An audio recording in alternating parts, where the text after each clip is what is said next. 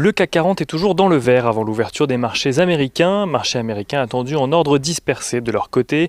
Le Dow Jones et le S&P 500 s'adjugeant plus de 1% en préouverture, tandis que le Nasdaq cède lui quelques points. Pour rappel, vendredi à la clôture, le Dow Jones gagnait 1,37% à 29 479 points. Le S&P 500 gagnait lui 1,36% à 3 585 points, tandis que le Nasdaq Composite gagnait 1,02% à 11 829 points. Si la séance était déjà attendue en hausse à la suite de statistiques encourageantes en Asie, l'annonce d'un nouveau vaccin vient conforter l'optimisme des investisseurs.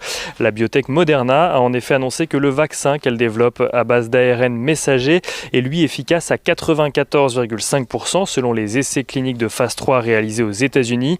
La biotech compte elle aussi demander une autorisation d'urgence de la FDA afin de pouvoir mettre le vaccin sur le marché. Et dans la course au vaccin toujours, Johnson & Johnson a annoncé de son côté avoir lancé aujourd'hui un essai clinique sur son candidat vaccin. Un essai dont le but est de déterminer si une deuxième dose administrée prolonge les effets de celui-ci.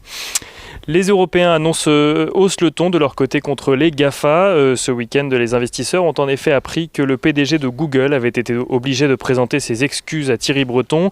Le géant européen a en effet été pris en flagrant délit de tenter de contrer le Digital Services Act qui vient apporter un cadre juridique aux GAFA sur le sol européen.